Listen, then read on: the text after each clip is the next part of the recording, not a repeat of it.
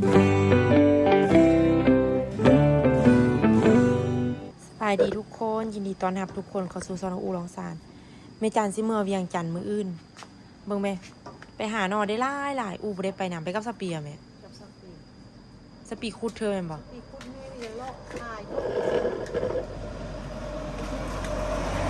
เมจันนี่5นอบ่ได้เก่งไงทุกคน5นออันนี้ห้าโลเล่นกัน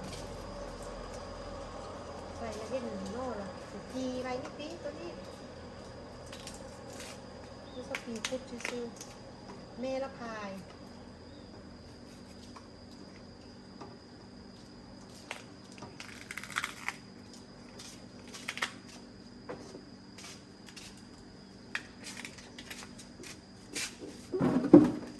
ที่นั่นจ้องไว้ที่นั่นเอาพวกมันซากกันนั่นซากก็ได้เป็นยอดมากย่างาอีเอมันยุ่งเลิกมันบอกยุ่งโตมันน่ารักก็เอา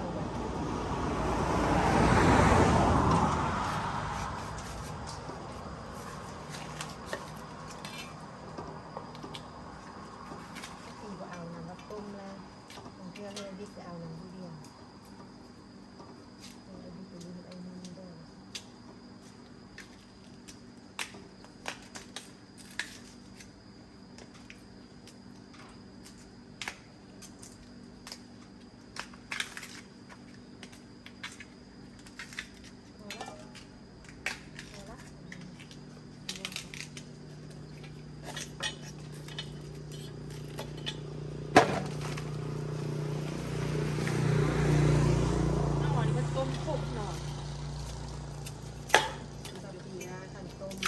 เกลือพอต้มดูกระโบชื่อต้มแล้วใส่เป็นน้ำตาลกันแล้วใส่เป็นหัวกันเสียมเซฟชื่อ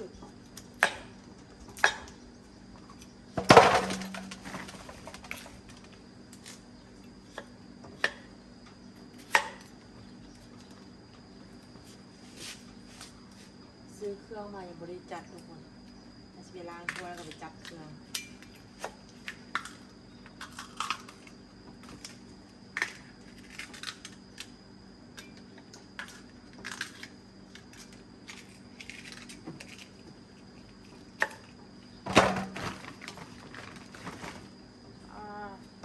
อันนี้ค่าการเนาะเห็นประมาณนี้เนี่ย UFA เลย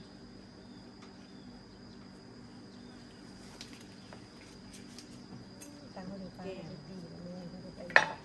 หลอกป้าในไข่เพื่อนส่วนเมฮุดกับห้าหิ้งแม่เคยเห็นเครื่องอ่ะ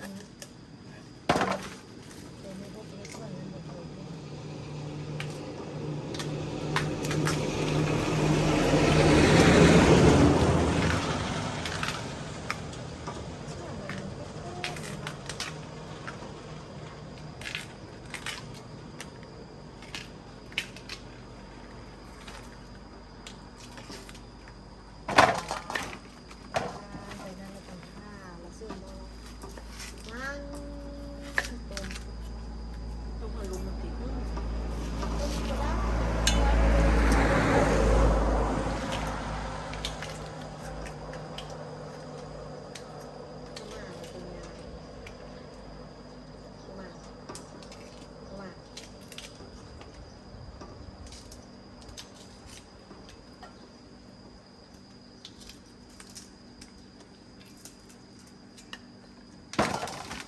ปีเซอร์ตัวนั้นสมัครลองสปีมาดูหน่อยจับได้แล้วก็วันจันทร์ทุกวันเลยมีเสาร์หกว่ะ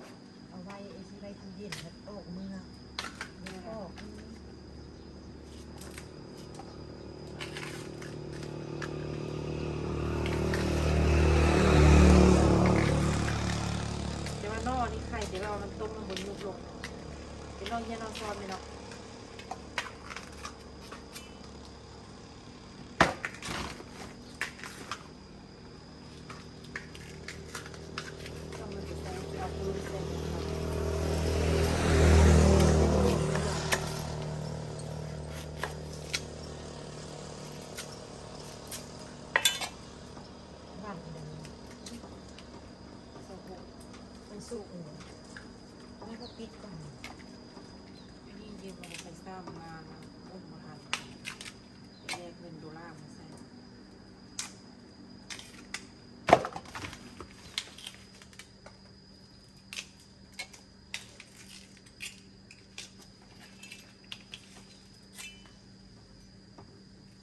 คือบัวแล่นไปจังไปทางทางไปเชี่ยวเข้า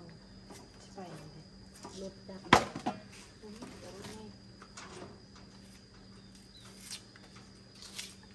ด้วยไปสิเดซัน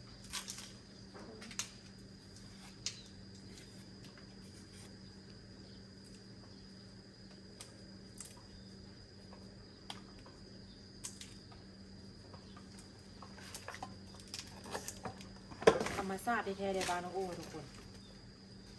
หาเงินไปหาเงินไปจะได้หานอกไปเก็บผักไปเมื่อกี้ดาวว่า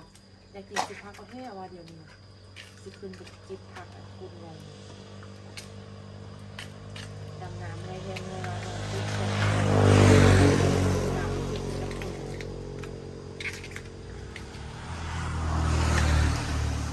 พ่อโกดเลยค่ะพ่อยึดจุ่งไอซิเมย์เฮาผ้ามันก็ยุดได้เฮาผ้ามันก็ยึดไปมันยังบ่ซ่า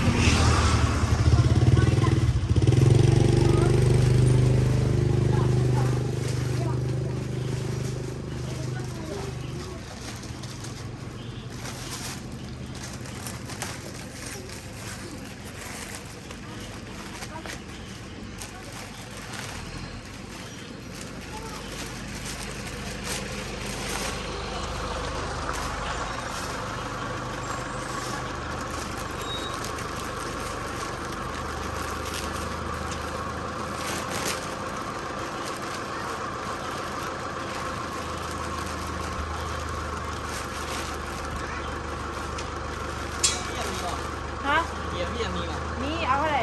เอา8เพชรมีป่ะ แต่เจ็ดบ่ฮอดน่ะ บ่เข้าเหรอมันสดเจ๊ป่ะกินได้เลย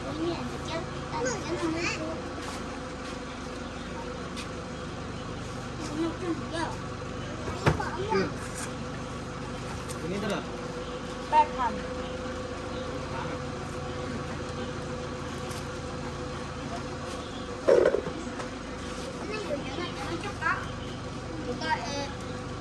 593,000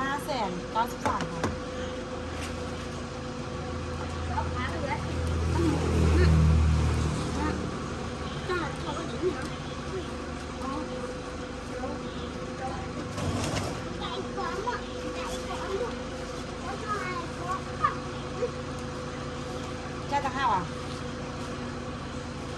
นี่จ่ายใครเนี่ย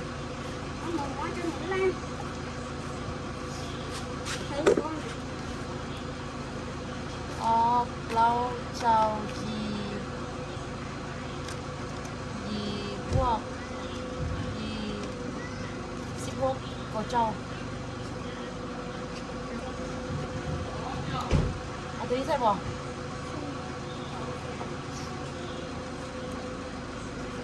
ตัวนี้ใส่นี่เนาะอันนี้อ่ะ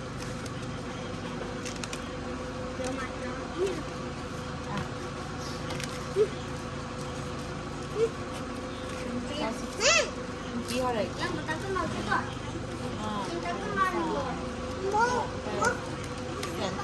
ก็บวกนี่หัวเดือนเลยต่างหากอ่ะบวกเลยเนาะ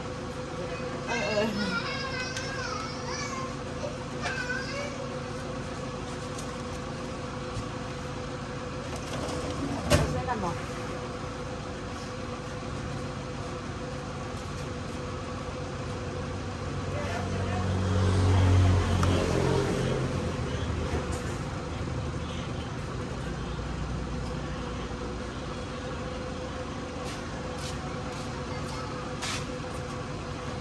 ลูกค้ามาซื้อเครื่อง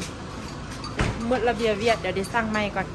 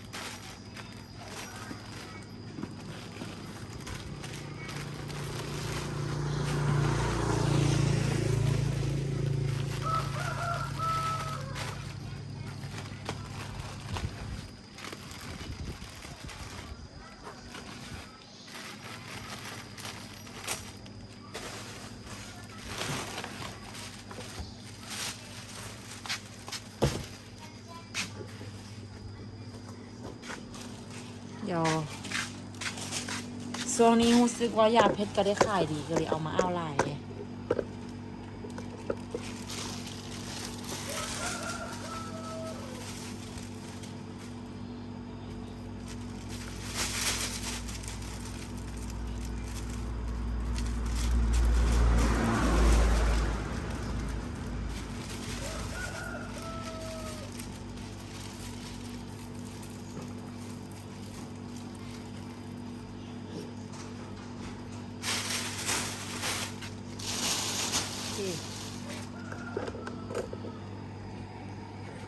จัดเครื่องจัดของ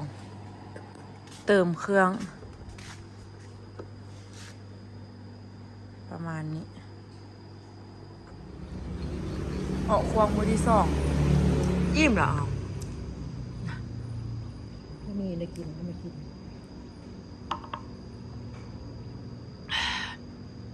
ไม่จันได้นอนไล่ปอกนอนต้มยำโบซุกปะเนี่ย ใช้เวลาเนาะ ต้มยูเบียงเดียวเดี๋ยวกับโบซุกมันท่าเป็นเป่ากันแล้วเนาะ นี่แต่บ้านทำมันมีไม้ เนี่ยปืนเสื้อนี่ ขายเครื่องมาจ้องมาแจ้งยุ่งงานทุกคนกะจะง่ายจะไปฮับออโต้ล่ะมอนโมงล่ะนะครับปกติมาให้เขาออโต้กินล่ะลาทุกคนไปก่อนเด้อ เจอกันใหม่คลิปวิดีโอหน้า บ๊ายบาย